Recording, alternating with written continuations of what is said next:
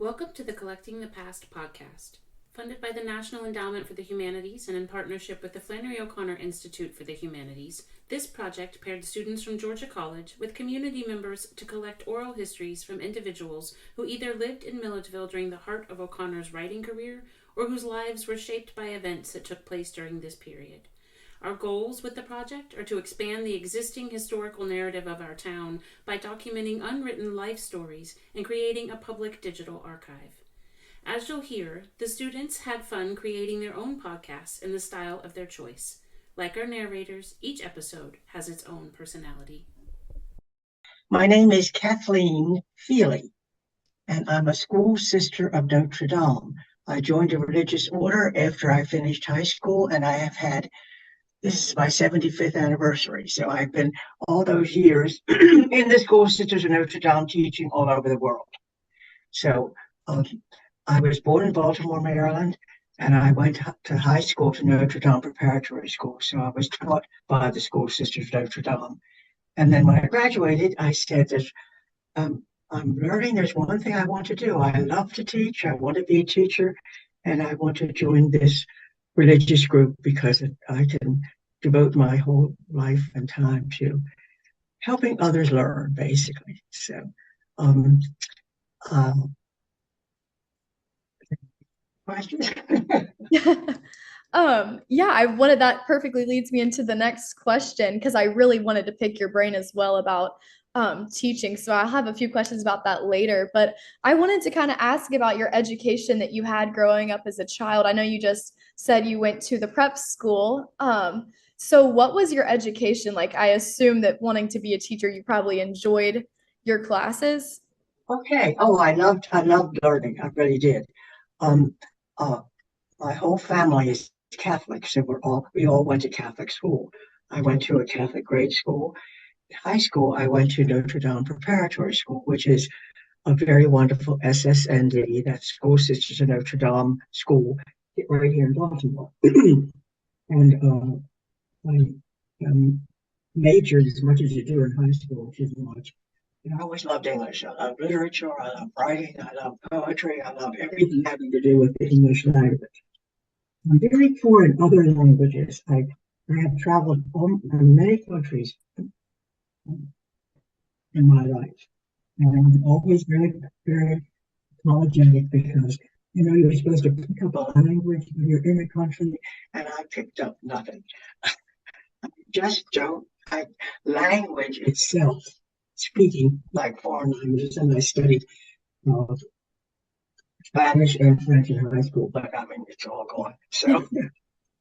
So I'm really not good at languages, so I thought I would take English, and I will be the very best.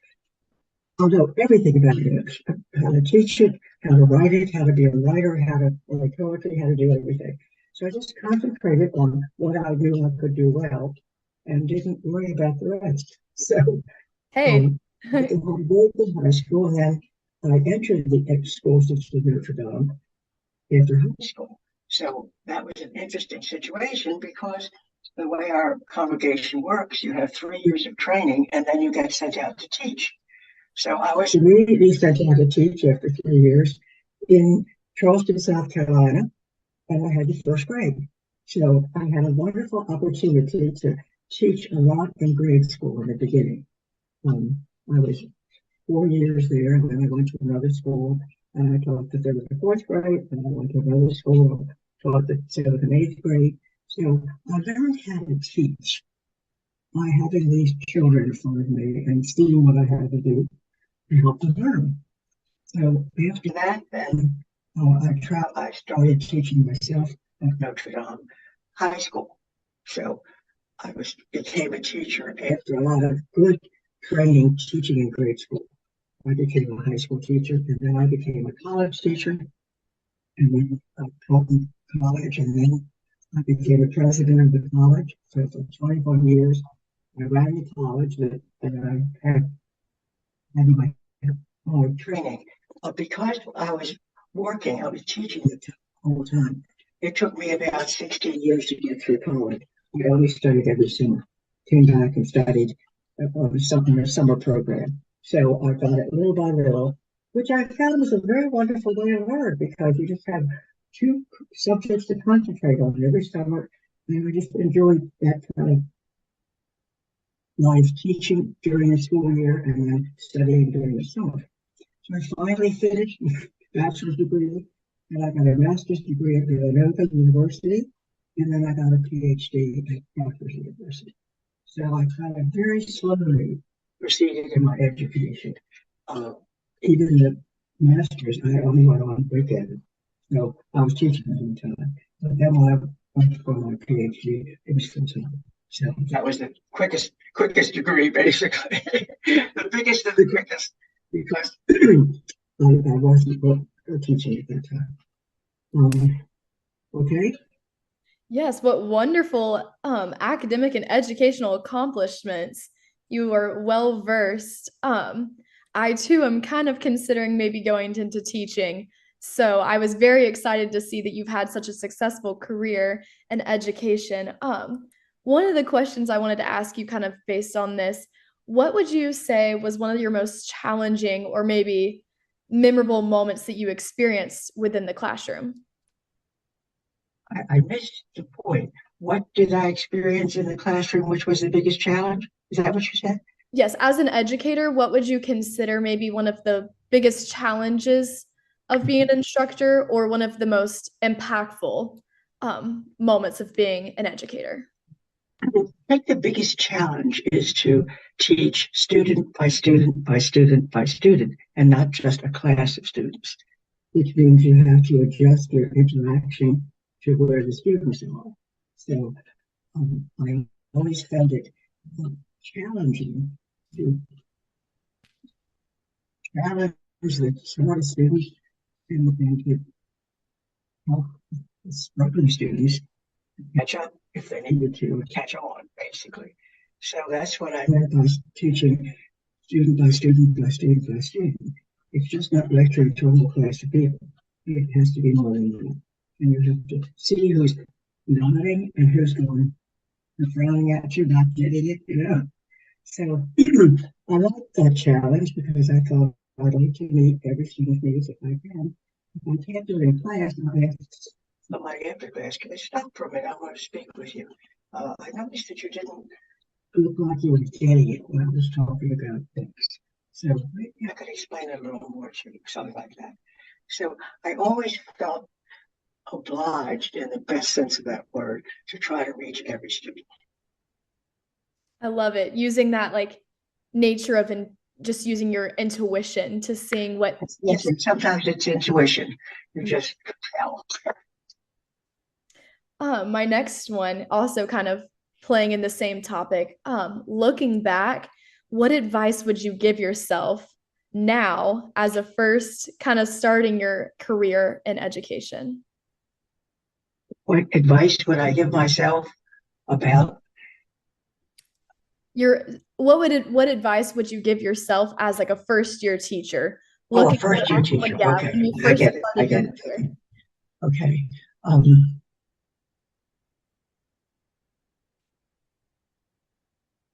I guess it would be to take to make my goal that the individuals in front of me are learning, and my goal isn't just to teach to the four walls and hope that the people sitting there are getting it. I do think you have to tailor it to who's in front of you. And of course, you don't know who is going to be in front of you until you see your class. So that my first couple of classes, I used to get to know the students and to get a sense of where they are, you know. And even though it might have seemed a waste of time, we didn't progress on the syllabus, I needed to do that first so that I could see who can respond who can respond immediately, the first person with the hand up, and who will respond if I give her a couple minutes. So don't take the first hand up, just wait until see if this person will the first hand. It's that individualization. And that's where you have an opportunity to influence students. You want to teach. to do it is to make each person who she is. Who is.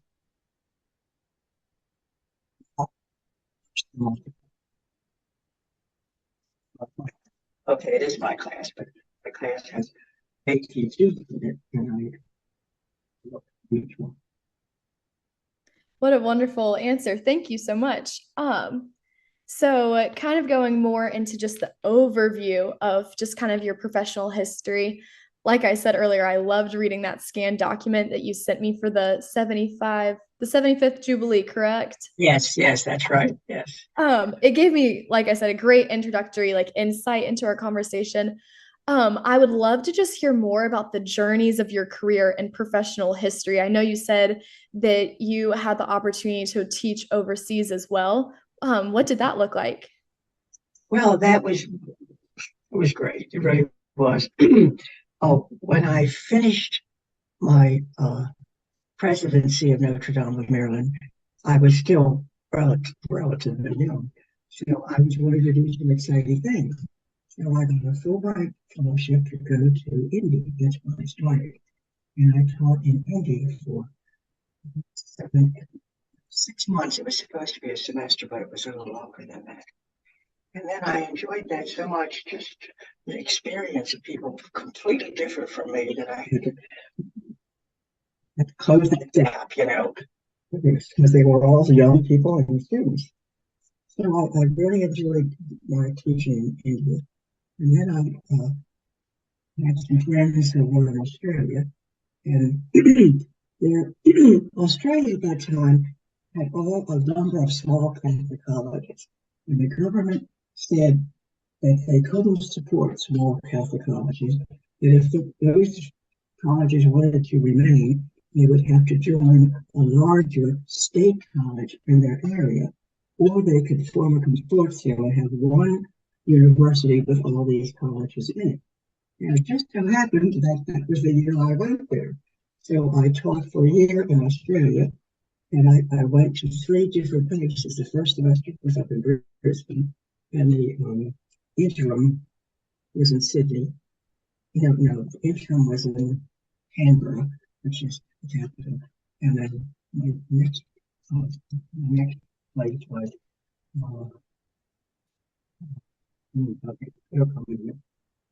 like the 3 places right down the coast of Australia. And I learned about the Australian people.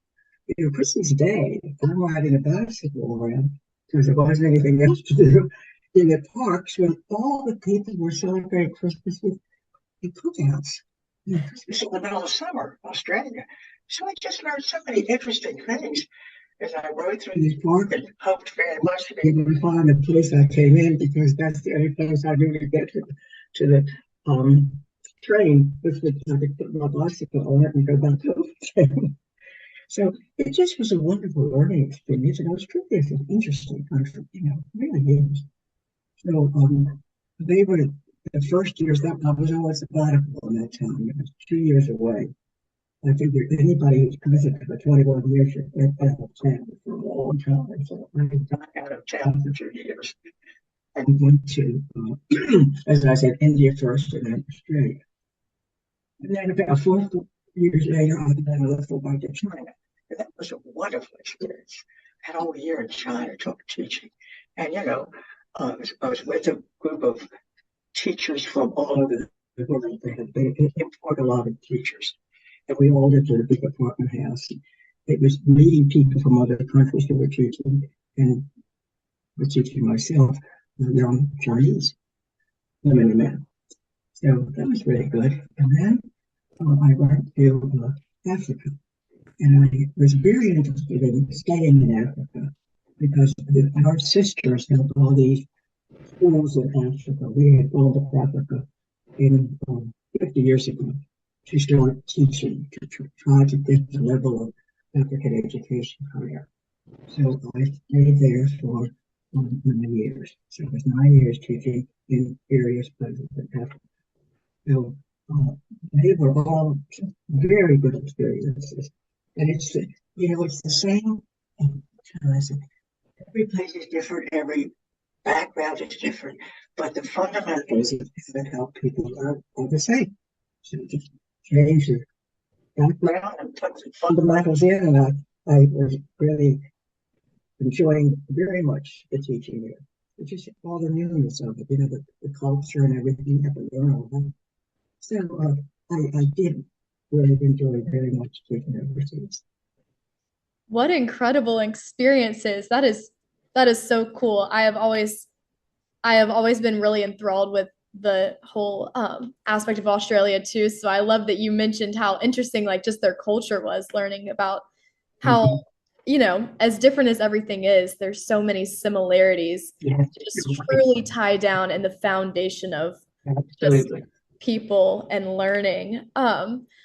I really loved in the document that you sent me the quote that said, "I've always found joy and adventure." And I can totally see that when you talk about all the places that you've been and you've been able to teach in, because you can see the light in your face when you talk about it. I love it. Really love um, so with all these amazing things that you've done within your life, what would you consider some of the most joyous adventures of your life? my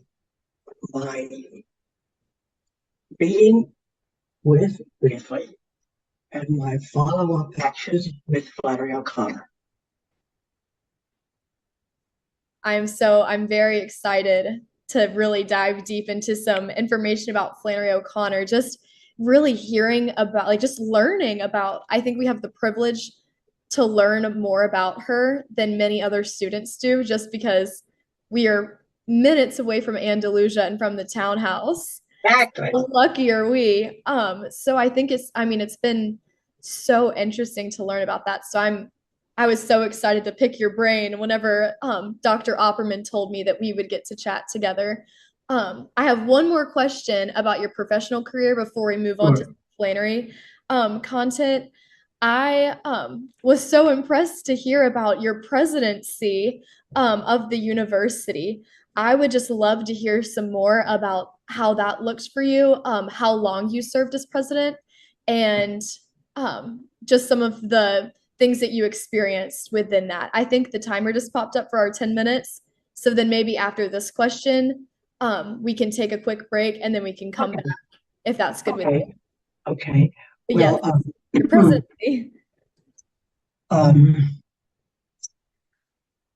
It was something I never thought would happen, but it just so happened that I was teaching at what was then College of Notre Dame of Maryland. It was a college, it's now a university. But when I was there, it was a college, which means it's pretty small and intimate. There's about 1,000 students, not big. People knew each other. And I was teaching there, and the president who had been there a long time. I said, not sure, maybe 18 years. And she was a sister, SSND also, an older woman, and she resigned. So nobody was like standing around. I wasn't standing around, but didn't even think of it. So we had an interim president for, I think, 3 years. And that's when I was asked if I would accept this responsibility. I had to finish my PhD because presidents usually have PhDs, and I didn't have one yet.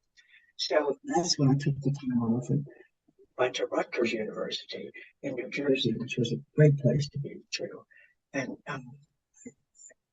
very good teachers there. And I got the PhD in English also. So everything I have is in English.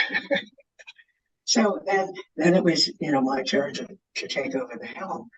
And it just so happened that the way it was situated, Notre Dame of Maryland, College of Notre Dame of Maryland is involved right in the middle of Baltimore. It's beautiful, beautiful campus. And right next to us was Loyola College, which was a college for men. We were a college for women at that point. So that had been our task, that we educated women. So, I see. Okay. So, that year, Loyola College went co-ed. And for us, that was a terrible blow because girls like to be with the boys are. So people who would have come to Notre Dame went to Loyola because that was a co-ed college. So right next door, we were right, our campuses abut each other. what did that mean? It mean we had to be so creative. I mean, we had to keep our enrollment up. And in the first year, it dropped because a lot of the students who would have come to us went to Loyola. So then I started saying to myself, we are going to get some more people on this campus. We're going to find them someplace. So then it gave me the impetus to be very creative, to start first a program for women, married women, women at home raising a family, who never started college before. In those days, it was early on, those days, girl who got married often stopped college because she was going to start a family. You know? So basically, we had plenty of women who were raising children who started college but dropped out. Also, we had a lot of women who were raising children and came home during the day. You know, and when the children are in school, they could come to classes. So that would mean that we could have a special program the first year to get the employment to, and they'd all be with each other because you need support at that point if you've been home with children for 15 years and you're returning to college. But then after that, you're major in something. Then you're going to be in the regular classes with the young students because you can't have your own special program. You can for the first year, so we get you a college for coming back to college. And after that, you join the troops, you know? So after that, it wasn't extra classes. We were just feeding more people into the classes we were having. So that was very successful. A lot of women came back and loved friends that they could come during the day and make friends with other women like in their life situation. And they had that for a whole year to get them strong and ready to join in with the younger students. And some older people would say, those kids are so smart, I don't think I could do it. Not at all. They're just as smart as they are. So anyway, that was the first. And about 3 years later, when we had a lot more students, we opened a weekend college. It was the second a weekend college in the United States. You can get your whole degree on the weekend. And it was aimed at working women who never got a college degree, had a good job, couldn't move ahead because they didn't have a college degree, so they're stuck. Okay, come on weekends, we'll help you move ahead.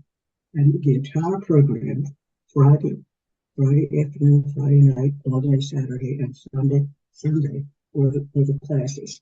So you only take 2 at a time probably. So maybe you go Friday night, maybe you go Saturday afternoon.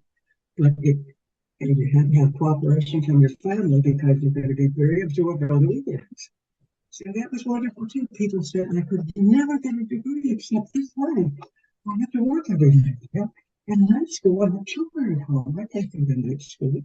So they were very happy to have this program. And they are our most loyal today because they would never have gotten their degree if we didn't have a weekend college. And then we started graduate programs. First, second, third, and each time, carefully preparing, carefully putting. So we had a lot of people, and that's a many women in graduate programs. Undergraduates are still all women. Okay, so all these challenges, to think of other populations who could use your education and then make a program that through them.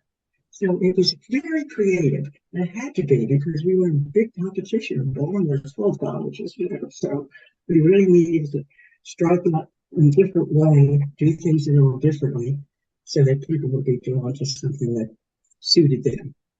So I had 21 years, I was president for 21 years, and I enjoyed every day of it. I really did, because it was just fun trying to make up new things, and then other people gave me ideas. I know the weekend college, I never would have thought of that.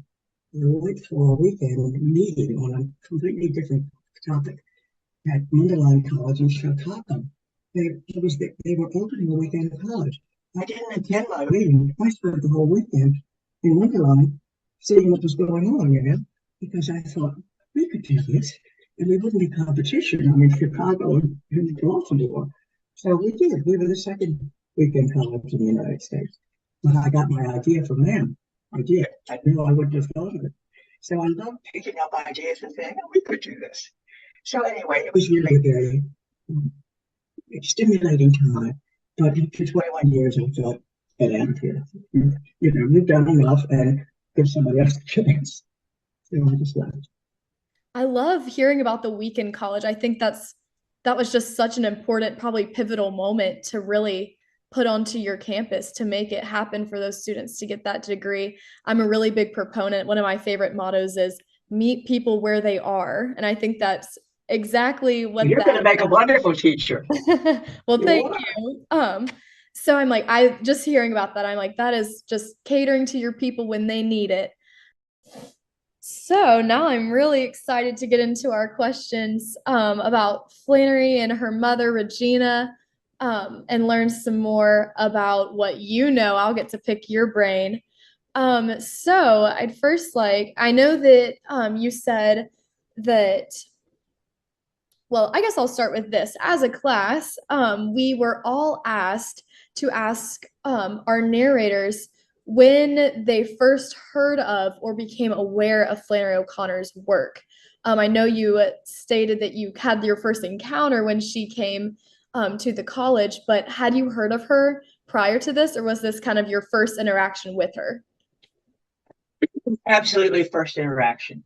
We had a wonderful teacher who was chair of the English department, who knew everything. I mean, she just was in touch with everybody. She learned about Flannery O'Connor. And then she invited her to come and give a lecture.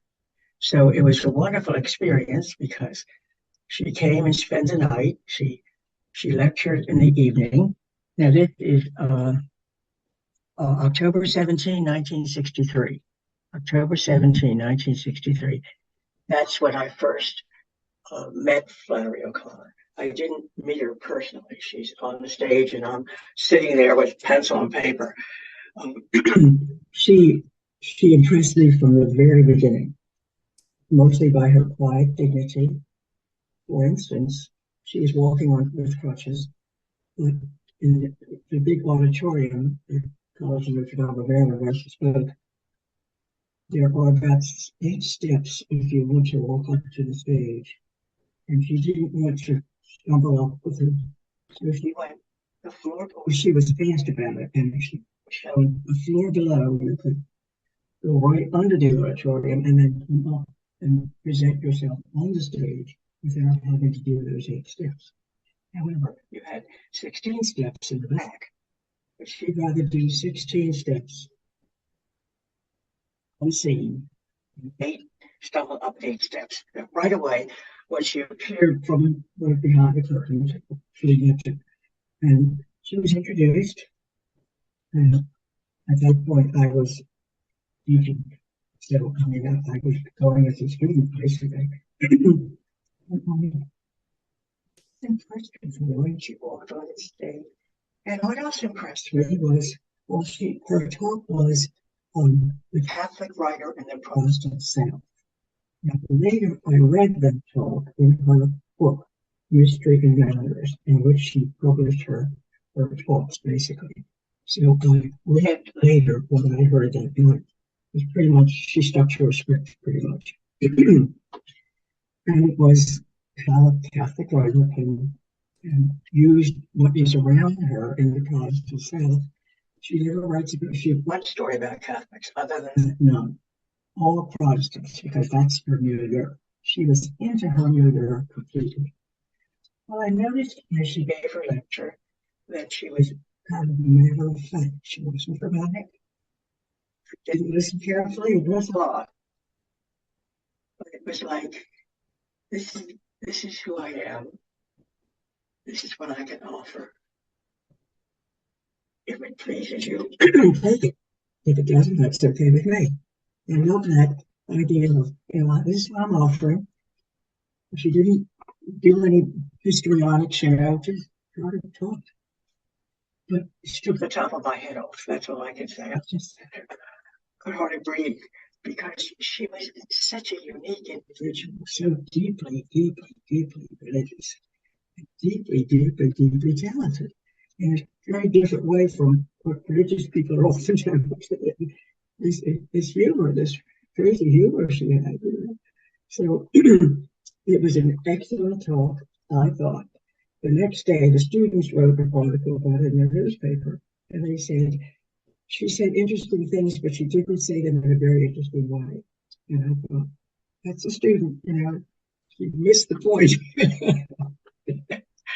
But anyway, it was wonderful, and she had stayed the night, and she had gone to a class the next day and interacted with the students. I mean, she was just so gracious and so willing to give. And then she was picked up by Paul, who took her to Georgetown because her second talk in this stint was at Georgetown. So I just never will forget her. Her impression on me was, this is fabulous. So I started immediately reading her. Only at that time was 3 of her works. So a lot came after her death, posthumous. But so I hadn't read anything. I didn't know her basically.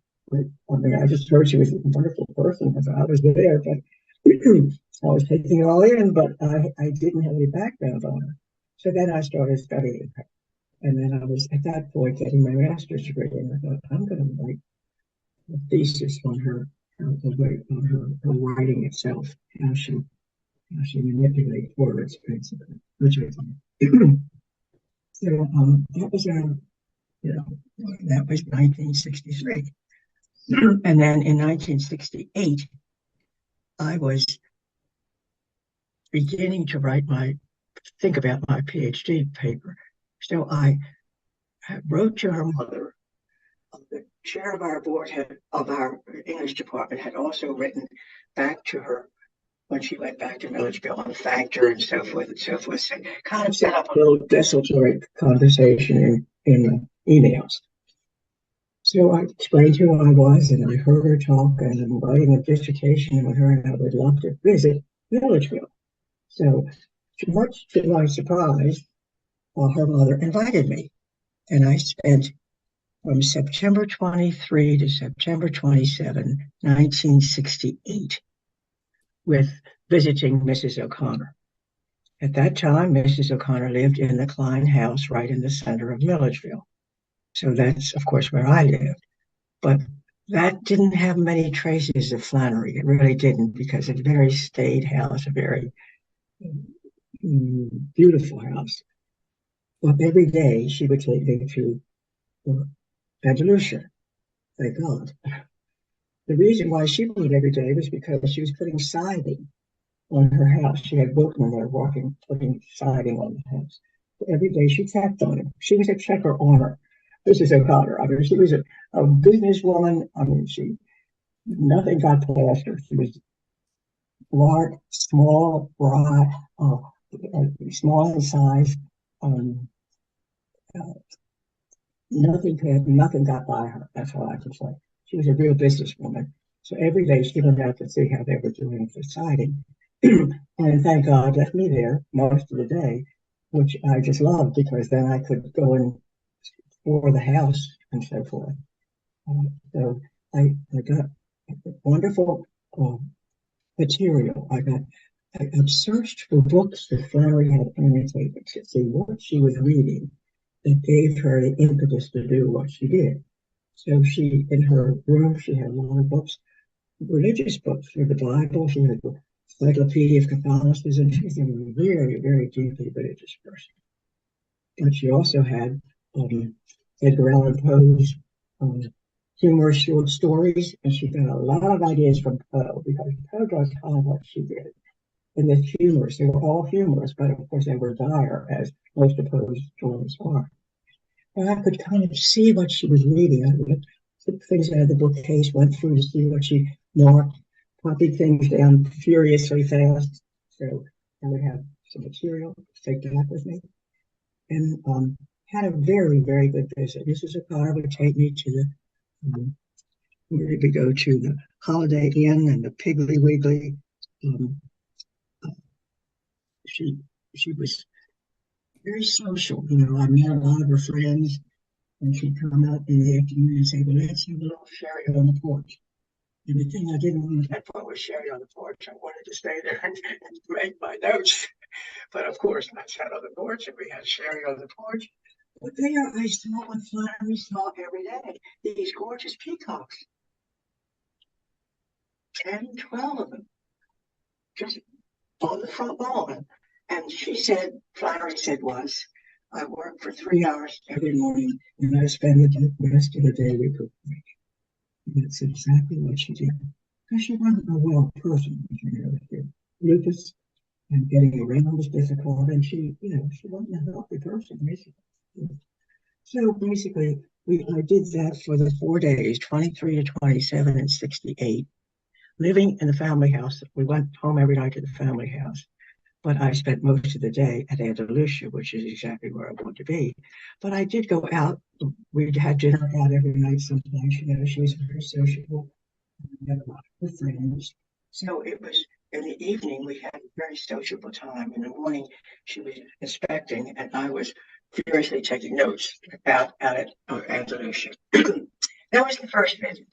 So I had a lot of good material about the books she read and what she annotated, and sometimes she wrote some annotations, and I copied everything. And after 3 years, I went back in 68. May 12 to 16 in 1969. I was there in 68 first, went to 69. Now, by this time, Flannery had died. 64, she died. So I think her mother was happy that I was doing some work on her. I think she trusted a sister, if you know what I mean. I wouldn't walk off with any memorable things. I went back, I called, again, I kept in touch with her. I kept in touch with her. Doing fine. I'm so interested. So that 3 years later, no, 1 year later, the next year, I had finished writing everything I could from what I had. But there were a couple of things that I wasn't sure that I put the notes straight. I wasn't sure that this was 100% correct. So that was a real good excuse. So I wrote to her again and said, I'm doing wonderful work, and your daughter's dissertation is going to be excellent, but I'm having problems. Sometimes numbers aren't exactly what it's not clear. I wonder if I could come back for a second visit. So she said yes. So I went back the second visit from May 12th to 16th, 1969. And then by that time, her mother was living in Andalusia. So I was right there. Here's Flowers' bedroom, all of her stuff. I'm upstairs. Uh, Her mother is upstairs. The bedrooms are upstairs, but hers was always on the first floor, obviously. So that was wonderful because I was there most of the day. It was early in the morning, I'd get up and sleep in and go into the library and take more notes and more notes and more notes. And it was just a wonderful experience because I could kind of read her mind. I looked at the magazines that she read. She had a lot of periodicals that she subscribed to. It just gave me a sense of what she was thinking and where she was getting some ideas. So it was just again, I took notes and notes and notes and notes and notes. I did still go out with mother in the evening. I mean, we had a nice social life together, so I met a lot of her friends, of her mother's friends, basically. Not father's friends, but her mother's friends. And I saw some of the sites of Milledgeville. She took me to various places, places, things to see. It starts to be attained. I got there, I should say this, by flying to Atlanta and then taking a bus to Milledgeville. I learned so much on that bus ride, all the way through Georgia to Milledgeville from the names of the town. Sometimes I saw things and things, stories, names from places that used to pass by, I just saw all the touches of Georgia life that she had woven into her fiction.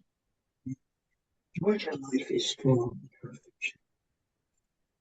See, where she didn't miss a trick. Her mother told me that every day she went to the post office. Her mother gets a lot of mail, I guess, because of Flannery. And every day when Flannery was living, when she was back living, she would go. She would go with her, sit and see. Her mother would go right at the mail.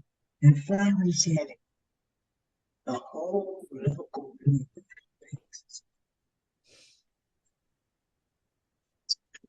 ideas for characters and things. The whole local universe passes by the post office. So it made me realize like the small townness of Milledgeville, and that had a big advantage for her because it was like a microcosm of Georgia, and I think that's how she saw it. So that was just a very successful business because I was right there all the time. I could do it basically. But we still had Sherry and we still had fun because I wanted everyone to enjoy my business, obviously. And I met some of her friends, Gussie, so forth. Anyway, it was just a really good business. And just going on that bus from like all these small towns, seeing these shacks, I'm sorry to say, that's what they were. Um, seeing the Georgia River, I did. So then I wrote the dissertation that it was published by Rutgers University, and I named it Flutter in the Corner, Voice of the Peacock, because her writing is as shrill as those peacocks shrill at night before they go up to roost. They just, I wanted to hear that. I asked the mother the first time I remember that. She said, "Don't worry, you'll hear it." Oh boy, I did. It was a screech, really. At the end of the day, they really screech. They're beautiful walking around, but I think when they go up to roost, they say goodbye in that shrill voice. So, but it was a really excellent visit. And then I came back the third time. I was there in 1975. From July 17 to August 15, I was teaching a course on Flannery O'Connor at the Georgia State College. So they asked me if I would come down and teach. And some of her mother's friends came to the course. I think that was really nice. Some of the relatives, like a cousin or something, took the course. The Catholic priest who was in her parish took the course, and that pleased the mother very much. I know that. I should say too, every day I was there, we went to mass, early mass. Mrs. O'Connor sat in the last pew, that was their pew. Very, not up front, last pew, so I could put it that way. And there was a lot of times she and Flannery were the only two in the church. She told my dad. It's a Catholic area. So anyway, that time it was really very nice. Because I just had my course to teach, and then I was free for the rest of the day because I started planning the course, so I knew what I was going to do. And I met some more of her friends, and I wandered around and did things, and just kind of, but her mother was in touch with me. I remember one particular thing. Her mother called me on the phone and she said, "You have a radio?" I thought she was going to offer me one. And I said, "No, I don't." And she said, "Oh, I was just going to tell you that two convicts escaped from penitentiary nearby. I was just going to warn you. I guess they're not coming in this direction." Of course, it reminded me of one of her stories, of course. So that's what I saw all the time. Her mother was in her stories, but she never recognized herself. She was in these other characters that she created. But sometimes her mother would say exactly what one of the characters in her story said. And I would try not to laugh, because I'm sure she didn't know that. I don't think she read Flannery's stories. I don't think she understood them, to tell you the truth. But I remember that so well. And Mrs. O'Connor's characteristics were often in these very different kinds of lives and things that she was writing about. And I loved, she had a knack for taking everything around, doing something with it. The Georgia River, the wall of trees, that's an office, wall of trees. And I saw the wall of trees at the end of her exhibition. That's exactly what it was. So she just used everything. She used everything she saw. Going with the misfit, she said once, she was reading one of these daily bulletins or something, and she saw this name, the misfit. She said, "Oh, I never use that." So they have a whole story about the misfit. So basically, I just did that the third visit because my goal wasn't any more research. My book was out. But it was just to immerse myself in the movie again and imagine her doing this and this and this. But she wasn't a real social person. I'm sure you know that. But part of it was her illness.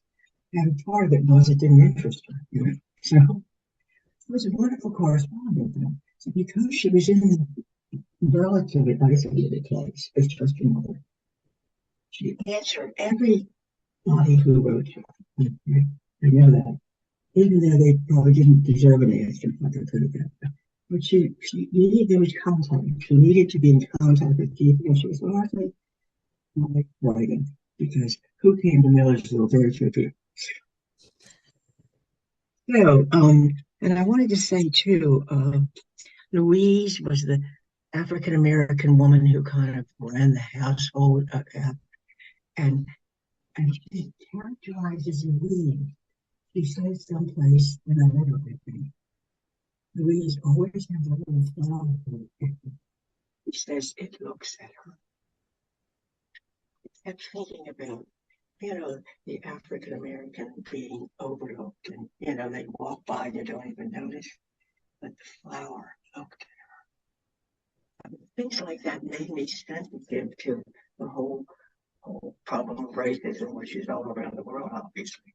But she was conscious that I just love it. She had that flower because it looked at her. So many little things like that revealed the depth of this woman. A lot of depth. Let me see what else. I found this out when I went there. I didn't know this. That Mrs. O'Connor inherited this farm, Andalusia, and it was a dairy farm initially. And of course, O'Connor had a dairy farm in her stories too. She used everything around her, that's all I can say. Now, actually, Mrs. O'Connor came home from a trip to Atlanta, was away maybe for a weekend, and found the dairy not in good condition, and she immediately decided that that's the kind of person she. No, I can't run a good dairy. I'm not going to. I can't supervise this enough, So she moved her goal to beef cattle. So she had no dairy after that, just a cattle, beef cattle. So I thought that was very interesting. If she was going to do something, this was her motto, she had to do it right. And she could see this dairy wasn't as clean as it should have been. So she immediately closed the dairy, bought beef cattle, and changed the whole purpose of the farm. But that would be typical of what she could do. She was in charge of everything external. Audrey was in charge of herself and her work. Her mother was pleased that she was bringing in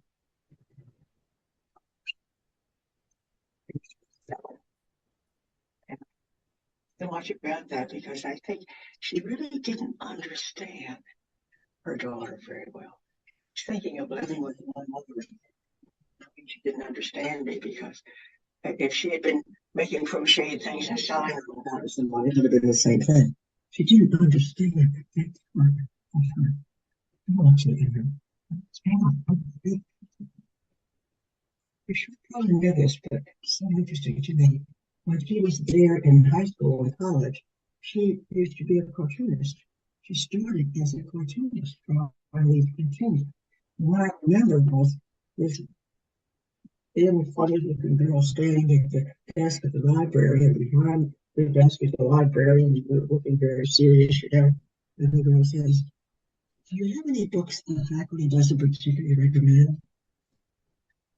About that. She writes, right to read something the faculty didn't recommend. So, just clever things like that. I saw I looked at the yearbooks and saw all the caricatures that she did. They were caricatures. But she then transmuted that talent into words, because a lot of her characters are like caricatures. They're strange, just strange characters. Now, I could just imagine her life, not too much going around Milledgeville. She was pretty much, she had went to New York. She was happy to be there. She would have stayed there, but that's when Lucas struck her and she had to come back. And then she was for the rest of her life right there in Milledgeville, and not in good health. So instead, worked 3 hours a day in the compliance for the rest of it. But she was in the right setting. Her mother cared about her and never burdened her with anything. The mother took care of everything. All she had to do was come to the 3 meals and work. You know, in her room, I love this too. She had a big wardrobe, an old-fashioned wardrobe. She had it placed in her room so that the back of the wardrobe was accessible. The wardrobe, I placed it this way. The back was just plain boards in the back. She pushed her desk up against the wardrobe. So when she was writing, all she had in front of her was the back of a big wardrobe. She was trying to concentrate. She also said one time, in the beginning, she wanted to work 3 hours every morning, but she always tempted to get up and do something else. So she took her shoes and stockings off and put her feet in a bucket of water. It was so much trouble to get up and, that she stayed there. Now, how about that for discipline? She's disciplining herself and all out of her own head, bucket of water. And I think after she felt disciplined, she didn't do that anymore. But she started off by so that she stayed there for 3 hours and wouldn't be tempted to leave. They'd do something else.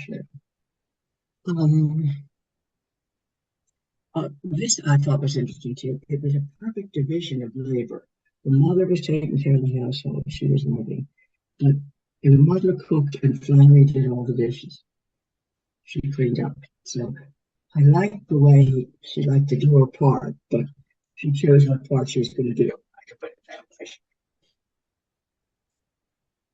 Now, what else? What else do you want to know?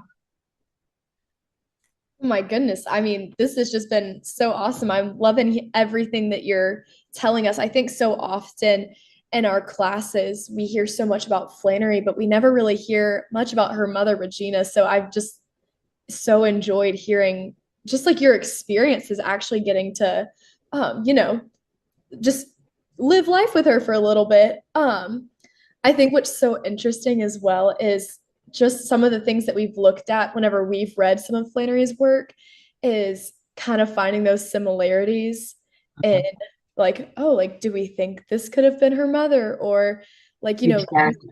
Yeah, using the phrases. Her mother spoke in cliches, and her characters, some of them speak in cliches. She honestly would say things that I know I had read some woman character had said in the stories. So again, Flannery used every. I love that you were able to verify that for us, because I mean, even just how you said the scenery, like even just within your drive on the bus into Milledgeville, being like, I can totally understand like how Flannery like really put her like used where her feet were and Exactly. to kind of drive her forward. Well, it was like a microcosm of the world. This is a little world right here, but it mirrors the big society in lots of ways. So she just was so smart that and I think that God knows, I think what's good for us. She so wanted to go to New York, and she was up there that Yaddo, and with all the big shots up there, and then she got ill. But that brought her right back to where she was, and that's what her strength is. She has the Georgia Mule 100%. Maybe that wouldn't have happened if he had spent the rest of it. I just love hearing your perspective, just being able to hear what you've witnessed and seen. I think I really only have one more question for you. So this one is one that our professor has asked all of us to ask as part of our project. And I almost feel silly asking it because you've hit it in every capacity. But I'll do it just to say I did. But of course, coming from Baltimore and coming to visit Milledgeville, I'm sure was a huge difference in just place and culture and the way that, things happened and just the way that the cities looked. And so I have learned so much just about where, Milledgeville and the place that I've called home for like the past few years. And I've really enjoyed just the little details in the history. I myself live in a historic home for the past 2 years. So just even learning about the places and the people. So I'm sure you had many memorable memories staying with Miss Regina a few times. But this is the question that we have to ask. What would you consider one of your most memorable experiences just in the city of Milledgeville while you were visiting? Well, I think I was never by myself. I was always with Mrs. O'Connor. So the places where she went, I went, and I could see so clearly the Georgia manners, if I can put it that way. Just that southern way. People see each other at the market or something, and nobody rushes by. Everybody stands there and talks to each other. And whatnot. Nobody was rushing around. Did you notice that? Everybody had a certain dignity, I guess that's the right word. Everybody was concerned for people they met. Okay, it's possible doesn't mean met, they knew the people, but they just didn't say hi and keep walking, And I like the leisurely pace of the town. The leisurely pace to it. I didn't see anybody hurrying, even at the post office when I was sitting in the car watching all the time. Nobody was racing around. And in today's world, everybody's racing. So I just think that's something that goes perhaps with a small southern town. Innate courtesy that people grow up with. You just don't rush by somebody. You stop, you have a conversation, and then you move on. So I think that would be one thing that I really enjoyed experiencing. You can't see it, you can experience it. Because it's very different from a big city like Baltimore where everybody's rushing and you're all. But this was always genteel. There's a gentility about Southern culture that has perdured in all these years, I think. Now, you said you've only been there 2 years, so you're not native Georgian? I am. I'm from about a town called Covington. It's about an hour and a half away, but I've Okay. lived in Milledgeville for the past 4 years to complete my undergraduate Okay. degree. Yes. Yeah. Okay. Well, then you've imbibed it totally in 4 years, I'm sure. And you agree with me that that is a characteristic? Absolutely. I just love hearing you say it because I think in so many ways time can change so many aspects, Exactly. so many This same has things. not changed. I agree 100%. There's a basic friendliness, and it's more than that, a basic courtesy. I think it's courtesy, that just survives all the changes of society today. Hmm. Yeah, so that I love your perspective on that. I just love to hear it because like I said, it's just still I feel like it rings or it just reigns true even to Milledgeville now. Even just as a student, I've always felt very just like a very accepting community because it's sometimes I believe it would be hard to be a resident in a community where there's many college kids, where we also have Georgia College, but we also have Georgia Military College. Um, Oh, but always have been, and of course, I'm from another small southern town, but just feeling that hometown, like small, like yes. the manneristics are very similar to now how they are as you described them. But I so appreciate your willingness to work with our class and with me, especially on this project. It has been a joy to talk to you today. I've just absolutely loved listening and hearing every new perspective and aspect that I didn't know. And I know that many of my classmates will be very excited to hear just more information. The more you know. learning is the joy. So I just so appreciate the time that you have spent, just our email correspondence and the time that you took out today just to help me learn more. So I appreciate Yes, I'm delighted to help you. I really am. And I'm delighted to be involved in this project because I think it's excellent teaching to give students a chance to do something like that. You've never done it before. Now you're at ease in doing it, and you could do it. You could become some host of some show. But you'll do something better than that. You'll probably become a teacher or something that has a higher motivation. Yes, who knows? Wherever God has a plan for me, I know. I'm not quite sure what I want to do yet, but Shakespeare says there is a destiny that shapes our lives, rough hew them as we may. I love destiny. And it's true. There's a destiny for each one of us. And we don't have to scrounge around looking for it. It appears, it comes. So whatever's ahead for you, you'll know. You'll know it. And you'll be up to living it and doing it, whatever it is. But you're never given more to do than you can do. So something is ahead of you, and you will recognize. And it's going to be wonderful. Yes, I sure hope so. We hope you enjoyed learning more about the people and historical events connected to Milledgeville and Flannery O'Connor in this episode.